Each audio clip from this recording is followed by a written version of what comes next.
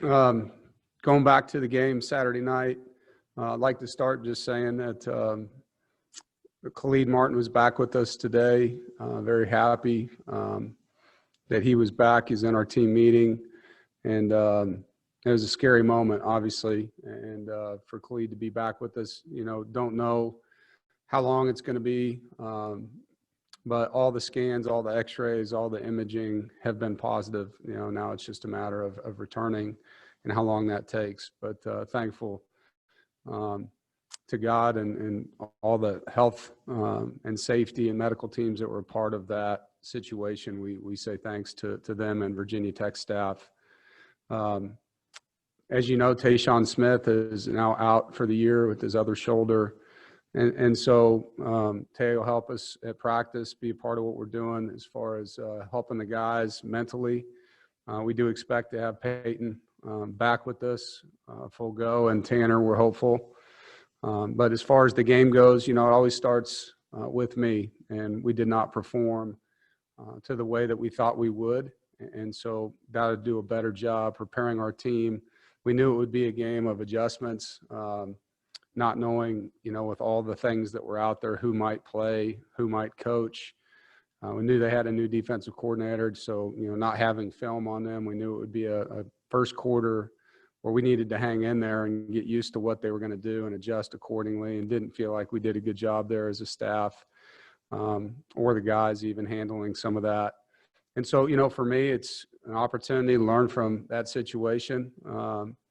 It's a loss for sure, but it's also an opportunity to get better. And so as a staff, as a team, we knew it was a game where we needed to win on the road with turnover margin and be like we were on the line of scrimmage the previous week, and we were not. Virginia Tech beat us up front, with 6 sacks in our backfield. And we turned the football over twice at quarterback, and because of that had a tough start. Defensively did not stop the run. And I felt like for us to be good on defense, we need to be disruptive. We need to be in the backfield. We need to create takeaways. And those things did not take place, obviously, in the game. I thought our specialist, Chris Dunn, hit his career-long 53-yard field goal. It was great for him to get that. Everything about it, the snap, hold, protection, kick. Trent Gill, 47-yard net. Thayer had a good punt return for us. And so those were good things that happened in the game.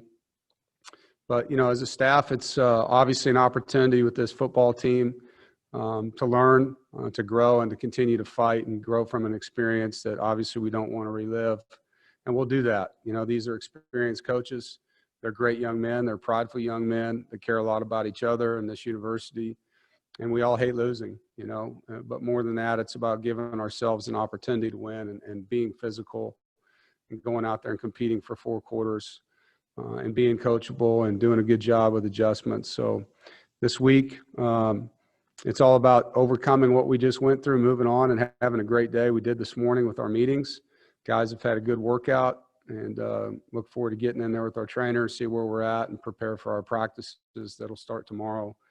But it's a long season, and there's a lot of opportunities in front of us. And I know this team has been through a lot, and they will fight and stick together and fight even harder. Offensively, I do think we ran the football efficiently. I thought our backs were physical, and we had one negative play in the backfield in the run game. The rest of them were very efficient runs and some explosive runs. Our red zone offense continues to score. And I thought, Devin came in off the bench and moved our offense and scored a couple drives for us. On defense, our third down defense was something we wanted to improve and did. But it starts with stopping the run, and that's an area, obviously not having Peyton and Tanner hurts, but schematically we've got to do a better job and players just shedding blocks and holding edges and tackling. So a lot to work on and look at it as a great opportunity to do that. So we head into this week against Pitt. Pat Narduzzi does a really good job with this football team. He's got an experienced staff, and they're a very physical, experienced team. They play complementary football offensively. Mark Whipple's a really good football coach. Known him a while. I've coached against him, and he's very creative. Uses a lot of formations, tackle over formations, motions. Has good receivers, good backs. I think their quarterback, Kenny Pickett, is a really good football player. 66% completion rate, He's played a lot, 31-game starter, very accurate, mobile. I think a very underrated quarterback. Has a good receiving core. You know, freshman Addison is electric and 21 catches. They've got a bunch of backs they bring in, and the Davises and their freshmen who played a lot in the last game is a physical guy, you know, and I think they're all different from each other, and they do a good job behind the offensive line, and probably the best center in the conference, if not the country, and Morrissey leading their offensive line. They've only given up 2 sacks. Their defense is fast. They're disruptive. They pressure, press coverage. They're only giving up 10 points a game and 177 yards per game, 17 sacks in 3 games, and 34 tackles for loss, and they've created 6 interceptions. They've got a lot of defensive linemen. They rotate. Charlie Partridge coaches them and does a great job with those guys. And, you know, whether it's Jones or Weaver or Cansey or Desir Alexander or Danielson, they've got a crew that they rotate that are disruptive. Ford and Hamlin and Pennick have played a lot of football for them in the secondary. And then their linebackers and nickels all do a good job, and they're used in their blitz game.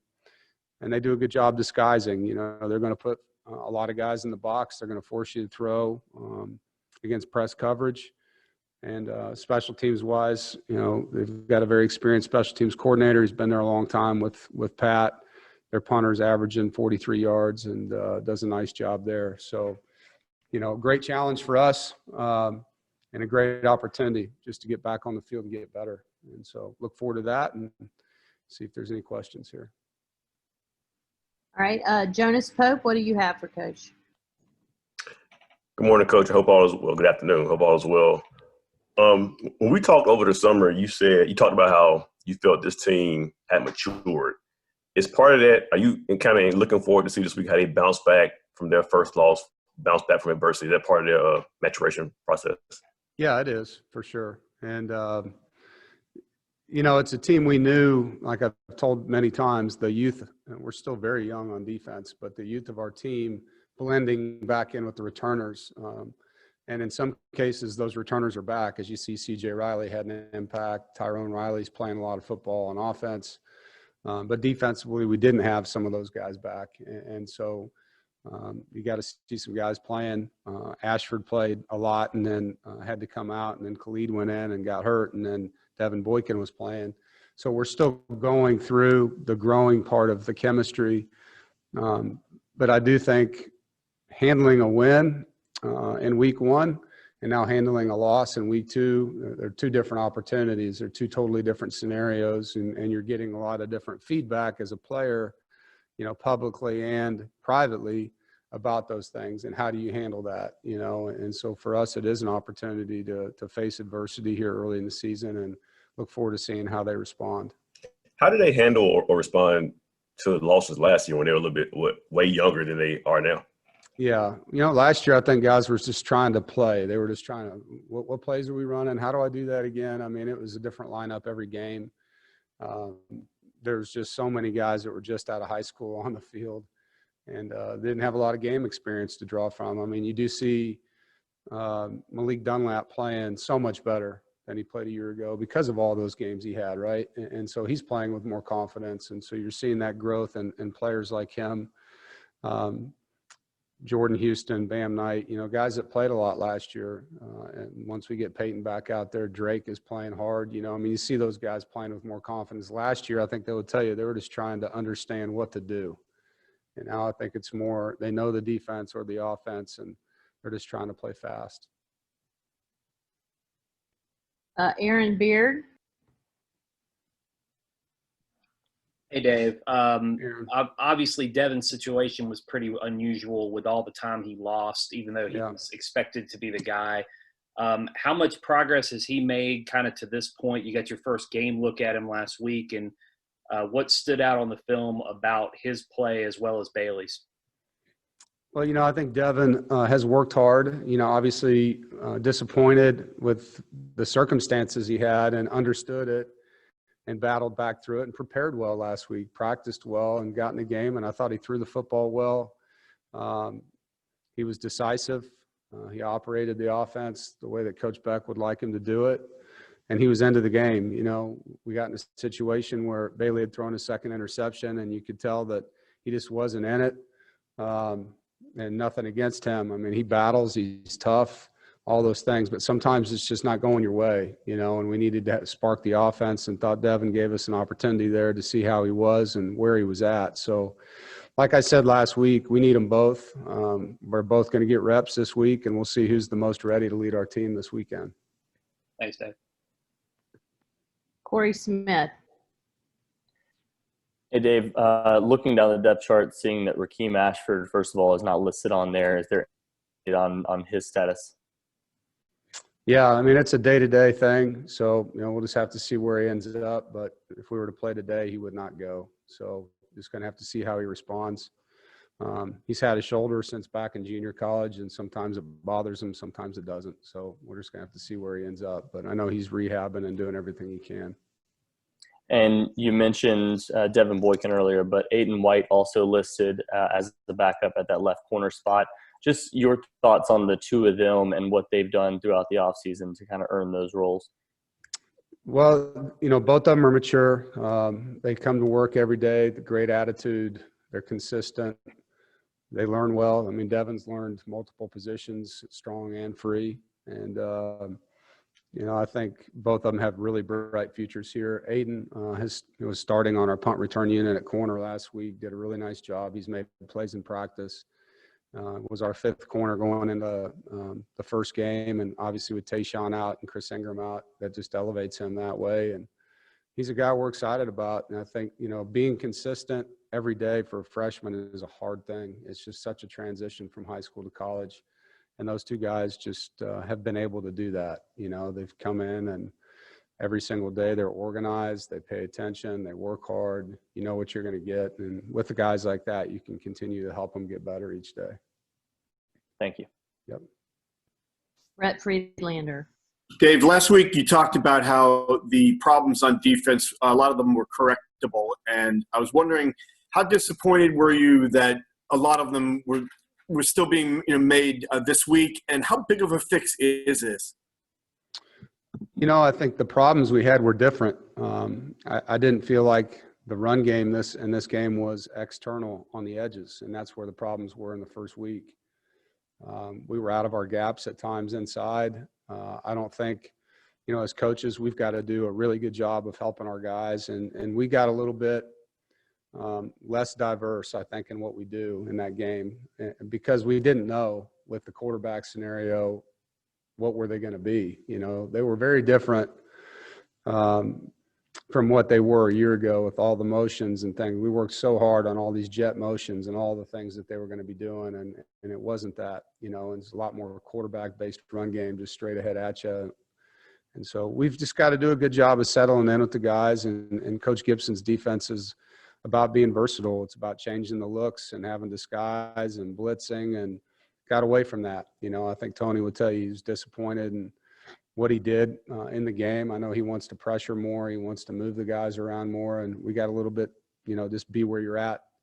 And that wasn't good for our guys. So, you know, we got to help them more. I think that falls on me and the staff first, and then the kids have just got to do a good job executing what we call. Are they in a better situation this week moving forward to execute what you want them to do, knowing what they're going to face? Is that a lot of the issue? Not necessarily. I mean, I think in week one, it wasn't that we were in bad defenses. We, again, had guys in the right gaps, and with Wake Forest's slow mesh offense, guys got impatient. You know, if you watch that film, you'll see a guy on the edge and he thinks the ball's going inside and he ducks inside and the ball goes out. So it wasn't a function of what we were calling. It was more of a function of the patience and the discipline required to defend what they do. Last week's game, I felt the other way around. I felt like, you know, we just were kind of playing catch up the whole game, you know, and when we did get them in third down, we stopped them, but there was just too many explosive runs, and you can't give up 300 yards rushing and win a football game. It's impossible when you turn it over like we did. So there's a lot of things we got to work on. I think getting Peyton back is a helpful part of that. You know, our top two tacklers are Peyton and Tanner, and we missed them in a run-heavy game. So the personnel piece does function into that. But the guys that are in there have to be able to make the plays, and we have to put them in position to make the plays first. Thanks, Dave. Yep. Aaron Beard, you have another one?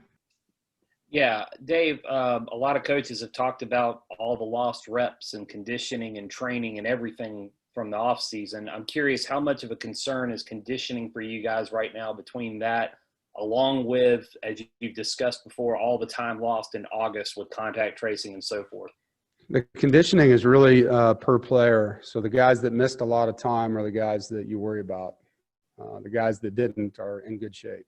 And so it's more along the lines of who was out for 14 days or 20 days, whatever the case may be.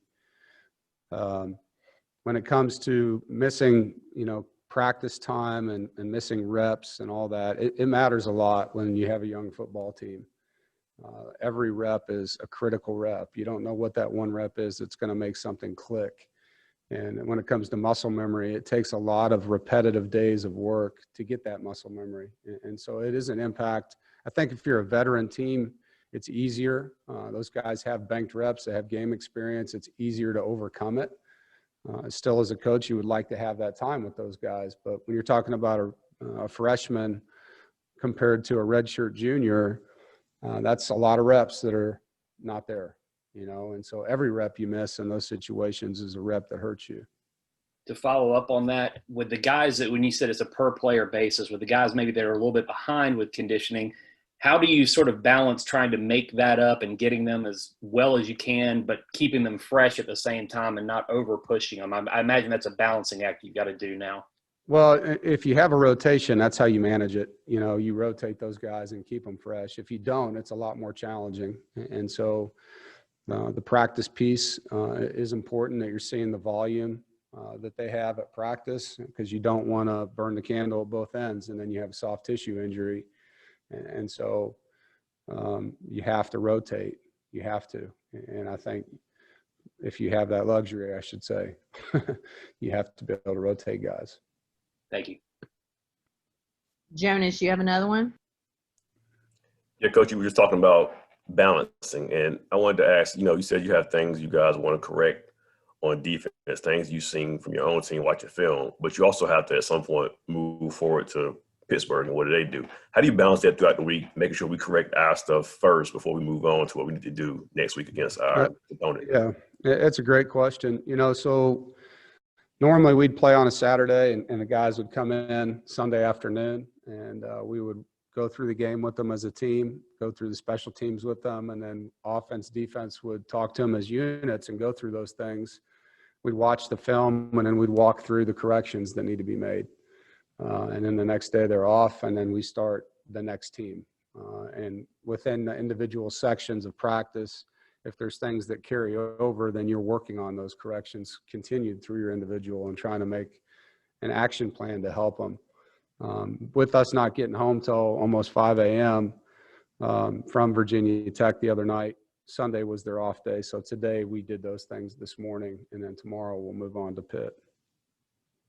Do you ever get to a point, have you ever been to a point though with a young team or with any team where you get to that day where typically you would cut off and move towards the next team, but you're like, we still have mistakes as a team. We need to make sure we correct before we move on?